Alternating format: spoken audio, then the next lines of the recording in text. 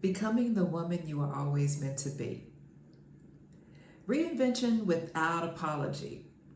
It's something about becoming 50 as a woman that shifts our perspectives. It's not about becoming someone new, but it's about returning to the woman you've always knew you were before the world told you who to be. That return requires three things. Honesty. That means admitting what no longer fits. The second thing is courage. Choosing yourself without guilt. And number three, grace. Allowing the process to unfold without rushing. You don't need permission. You don't need validation. You don't need to prove anything. Your next chapter is yours to define. Welcome to Her Next Chapter, Inspiring Women 50 Plus. I'm Shonda, your host, and I want to have just a conversation with you in our first episode.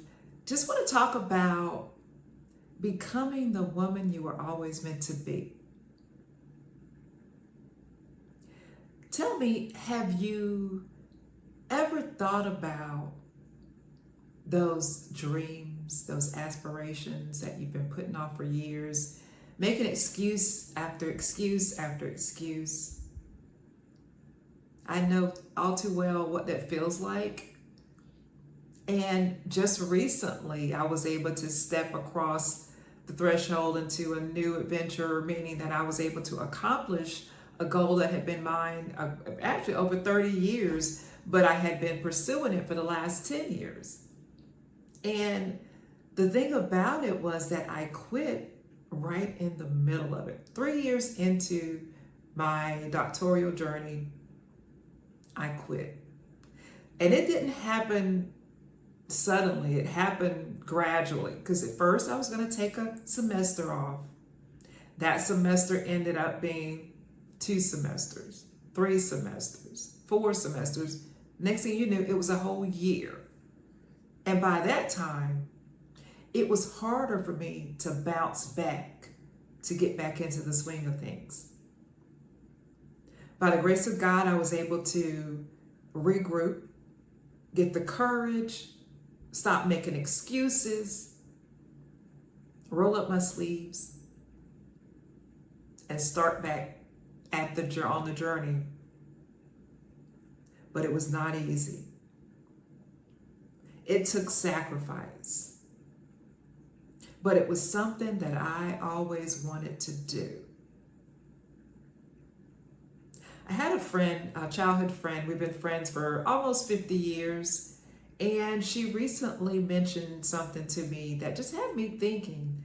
She said, Shonda, she said, you have always done what you said you would do. And when she said that, it really had me thinking, because I didn't see what she saw, because I knew there had been so many other aspirations that were living inside of me that I had not accomplished. So I was looking at what I had not accomplished instead of being thankful for what I had accomplished.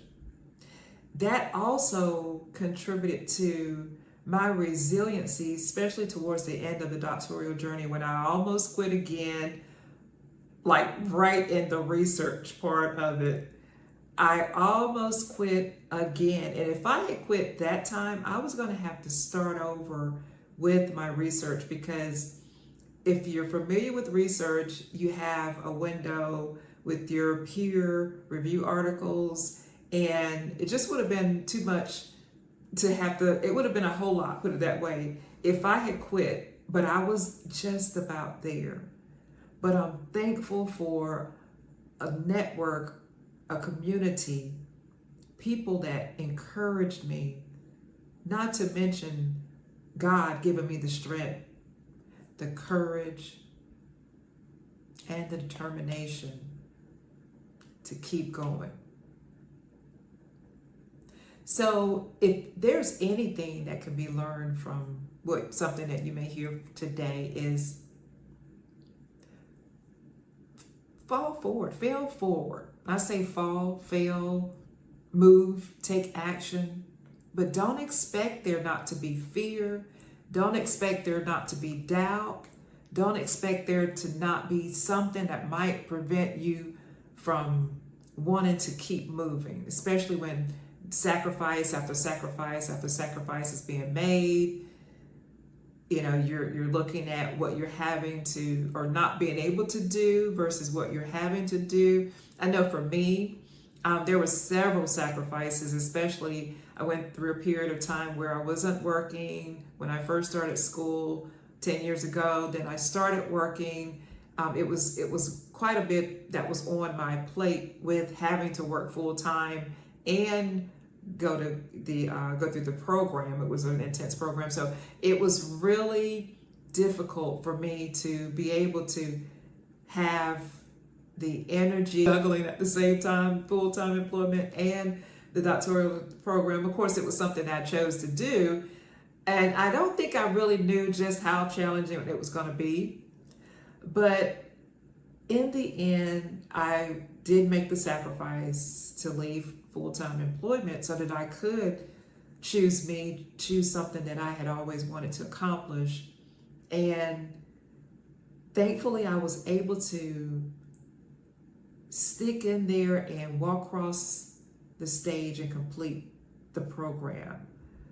It was almost like it was surreal because I had almost convinced myself that I was going to give up again. And that was just last year, that I wasn't going to finish because there was so many obstacles. I think some of those were mindset as well, being able to see it before it actually came to pass. And that's very important. That's something I would like to say is whatever you're looking to achieve, you have to make sure you see it first before it ever comes to pass. Or else, if you can't imagine it, then it won't happen. So, of course, being spiritually grounded, and in those times where I wasn't able to just write another paper, whatever the situation was, and I was up against, and I felt like I didn't have the energy to do what was necessary. I always relied on something that was bigger than me. When we're 50 and we're reinventing ourselves, and what reinventing means to me is doing something or changing my life to a point of it's not the traditional or it's not the norm for me, because I know that we can have a comfort level that we don't even desire to get out of or to escape out of. We can become so complacent with our life, especially if we're in a role that we enjoy or making money that we enjoy. We don't want to take a risk and do something different. And I knew years ago that I wasn't the one that would want to work in one role for 30 years, retire, and kick my feet up and collect a pension. I knew that I would always be evolving into a better version of myself. But I think along the way, time just passed so quickly that before I knew it, I was 50 and I still hadn't accomplished some of those dreams yet. So as I mentioned with reinvention, it hits differently when you turn midlife, when you're turning 50. Things that we used to do or thought patterns that we used to have, it really changes. And what I realize is that when we do turn 50, it's not about everything being over for us. I really believe that life starts at 50. If you look at it, we have so much more experiences that we didn't have when we was in our 20s and 30s. Where if we look at, the leadership roles, the different other roles that we've had over the years, not to mention just life experiences, if we could just realize how much value that is, we would see, hey, look, I need to take what I've learned over the years and help to make the second half of my life better than it ever was, versus getting to a point of we're 50 and it's downhill from there. That's not what it's about. I know that probably, 50 years, maybe, our parents and grandparents, that may be what it looked like for them, or what they were, in the situation as far as the times were at that point.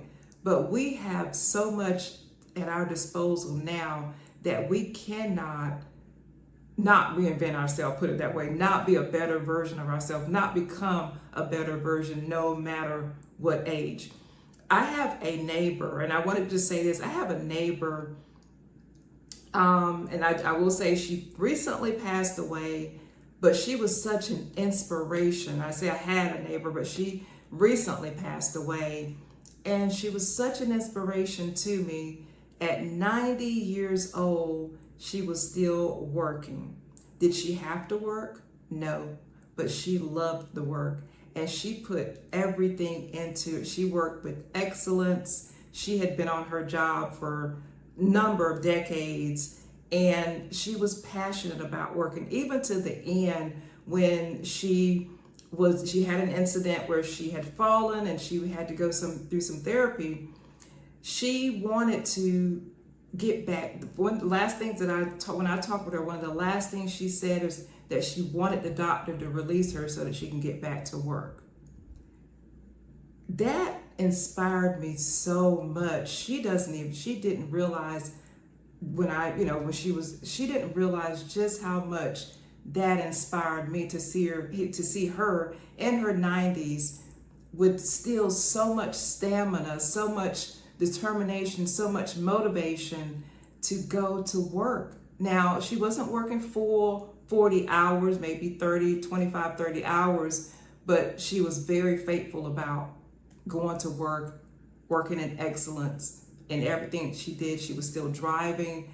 And so I say that to hopefully inspire someone else that if you're 50, 60, 70, you still have so much in you that you can give to others. You may not realize it, but you just have to dig deep inside and determine what it is that you're passionate about, what it is that you maybe have a hobby or something that people have told you that you're good at. And, just look at those things and say, okay, well, how can I go back and reinvent that for me? What does that look like for you? Maybe taking a class. If it doesn't mean, getting a degree, if that's not something that you desire. But if it's nothing with starting with a class, starting with reading a book or something that's going to enhance your life, it would be so valuable. And you would be so proud of yourself to know that you learned something new, that you're not giving up on your dreams. If you have enjoyed this message, make sure you like and subscribe to receive future inspiration from her next chapter 50 plus.